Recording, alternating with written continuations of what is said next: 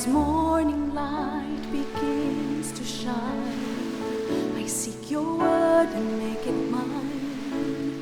In quiet moments, faith is born. With every breaking of the dawn, rise and reflect on promises true. With every dawn, I'm renewed by you. Guided by grace, strengthened by love, your light leads me from above. Your word, my hope, my guiding way. In you I find strength each day. Through trials and fears I trust and rest. In your wisdom I am blessed. Rise and reflect on promises true. With every dawn I'm renewed by you. Guided by grace, strengthened by love, your light leads me from above.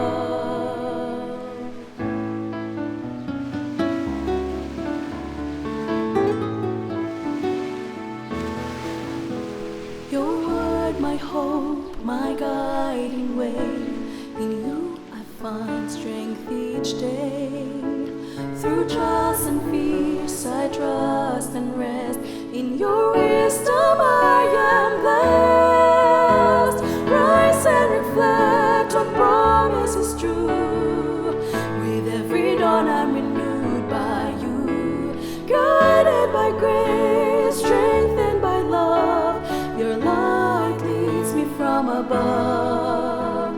Rise and reflect on promises true. With every dawn I'm renewed by you.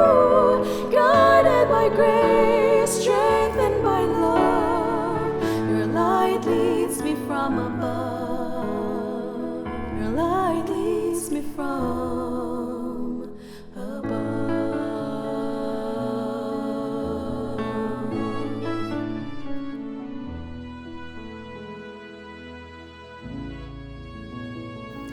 Isang bago at puno ng pagpapalang umaga muli kaibigan. Ako ang inyong kaibigan, Nar Caranza. Sa mga awit, kabanatang 143, talatang 8, pakinggan niyo po ang nakasulat. Bawat umaga, ipaalaala niyo sa akin ang inyong pag-ibig dahil sa inyo ako nagtitiwala. Ipakita niyo sa akin ang tamang daan na dapat kong daanan dahil sa inyo ako nananalangin. Katulad ni David, kaibigan, narito ang paanyaya ng ating Panginoong Diyos na pwede natin siyang pagkatiwalaan, pwede nating ipagkaloob sa Kanya ang ating mga hinaing at mga dalangin. Ikaw ay nakikinig dito sa ating himpilan, AWR 89.1 FM, at ito ang Rise and Reflect sa bagong oras sapagkat atin pong pinasimulan ang bagong programa, May Nagmamahal sa iyo sa ganap na 4:30 ng umaga. Dito ay pinasisimula natin ang bawat araw sa pagbabalik ng pasasalamat sa ating Panginoong Diyos, pagbabasa ng Kanyang salita at sa pananalangin. Welcome po sa ating bagong oras ng programang Rise and Reflect dito sa AWR 89.1 FM. At mula sa ang Bible Pinoy Version, dadako tayo sa aklat ng Hebreo, kabanatang 1, talatang 1 hanggang 4. Noong unang panahon, kinamit ng Diyos ang mga prophets para kausapin ang mga ancestors natin sa iba't ibang panahon at paraan. Pero ngayong nasa last days na tayo, pinadala ng Diyos ang anak para sabihin sa atin ang mensahe niya. Ginawa ng Diyos ang buong creation sa tulong ng anak at siya ang magiging may-ari ng lahat pagdating ng panahon. Makikita sa anak ang liwanag ng kaluwalhatian ng Diyos. Siya ang eksaktong kamukha ng Diyos. Hawak ng anak ang buong creation gamit ang kapangyarihan ng kanyang salita. Nung napatawad na ang kasalanan ng mga tao dahil sa ginawa ng anak, umupo siya sa kanan ng makapangyarihang Diyos sa langit. Ginawang mas mataas ang anak kaysa sa mga angels. Mas mataas din ang pangalan na binigay ng Diyos sa kanya kaysa sa pangalan ng mga angels. Mas mabuting paraan. May mga pagkakataon na iniisip natin na sana ang Diyos ay nakikipag-usap sa atin ng direktahan. May mga katanungan tayong gustong itanong. May mga reklamo tayong gustong sabihin. Ngunit kung mayroong isang bagay na itinuturo sa atin ang salita ng Diyos, ang Biblia, ito ay ang Diyos na nagsalita o nagpahayag sa atin. Ang sumulat ng aklat ng Hebreo ay nagsimula sa isang paalaala sa pagsasabing nagsalita ang Diyos noong unang panahon. Ang Diyos ay nagsalita sa ating mga ninuno sa iba't ibang panahon at sa iba't ibang paraan sa pamamagitan ng mga propeta. Sa Hebreo Kabanatang 1, Talatang 1. Yes, kaibigan. Ang Diyos ay nakikipag-usap sa atin sa pamamagitan ng kanyang banal na salita, ang Biblia. Sa talatang 2 ng Kabanatang 1 ng Hebreo, ngunit nitong mga huling araw, nangusap siya sa atin sa pamamagitan ng kanyang anak. Sa pamamagitan niya, nilikha ng Diyos ang sanlibutan at siya rin ang pinili niyang magmay-ari ng lahat ng bagay. Sinasabi ito ng sumulat to draw contrast that will shape everything else we read in this book. Nagsalita ang Diyos sa nakaraan, ngunit ang climax ng lahat ng kanyang sinabi ay matatagpuan sa katauhan at gawa ng ating Panginoong Hesukristo. Ito ay sapagkat ang lahat ng sinabi ng Diyos ay sa huli ay naglalayong ipakilala ang kanyang sarili. Ayon sa talatang 3, tanging si Jesus lamang. Sa kanya makikita ang nagniningning na kadakilaan ng Diyos. At kung ano ang Diyos ay ganon din siya. Kaibigan, binigyan ni Jesus ng mukha ang Diyos sa kanyang pagkakatawang tao. Ngunit gumagawa siya ng higit pa sa pagpapakita ng di nakikita na kalikasan ng Diyos sa anyong tao. Binigyang diin ng talatang 3 na ipinapakita sa atin ni Jesus kung ano ang tunay na larawan ng Diyos sapagkat siya ay Diyos.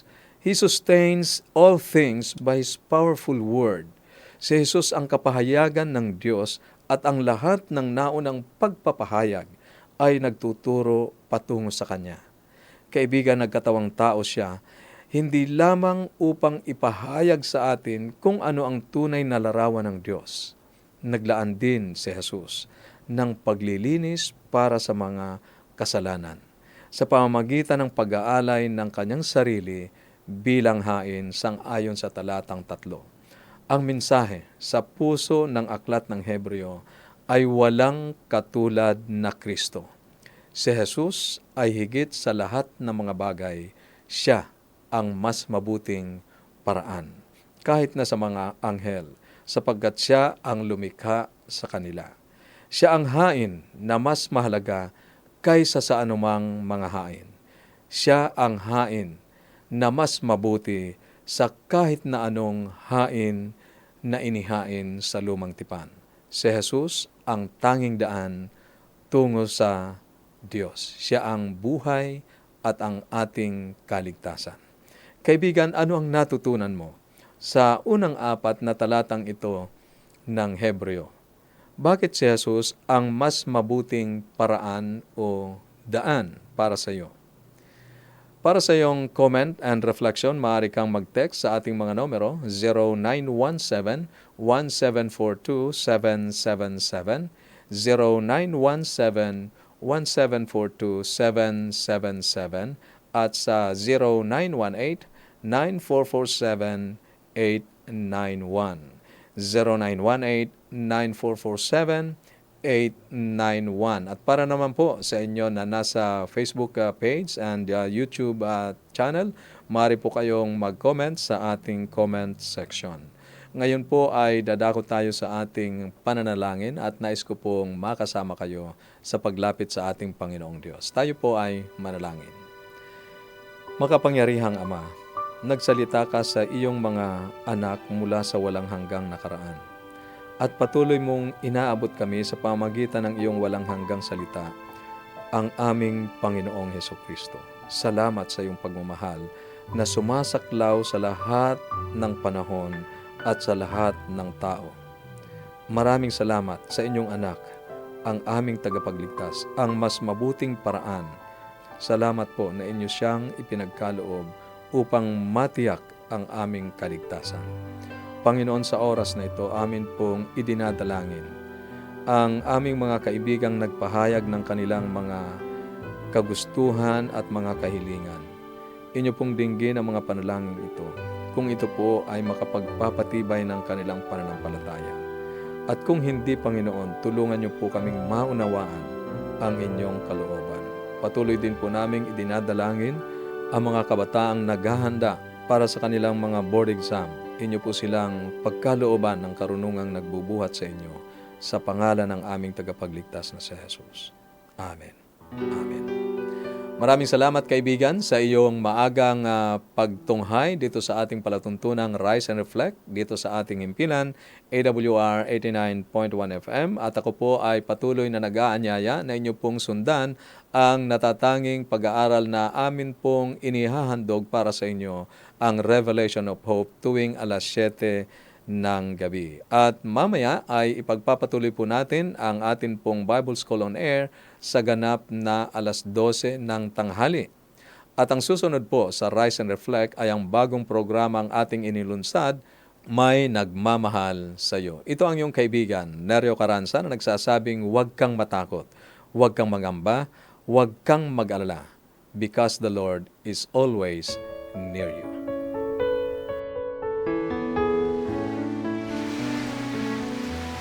As morning light begins to shine, I seek your word and make it mine. In quiet moments, faith is born. With every breaking of the dawn, rise and reflect on promises true. With every dawn, I'm renewed by you, guided by grace, strengthened by love. Your light leads me from above. Your word, my hope, my guiding way. In you I find strength each day. Through trials and fears I trust and rest. In your wisdom I am blessed. Rise and reflect on promises true. With every dawn I'm renewed by you, guided by grace, strengthened by love. Your light leads me from above.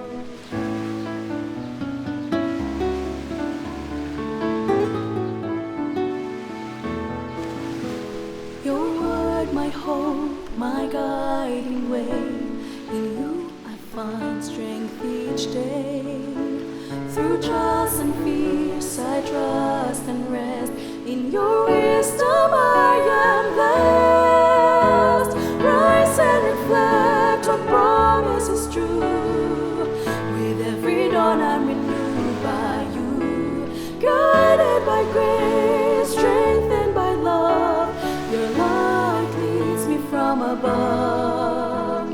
Rise and reflect on promises true.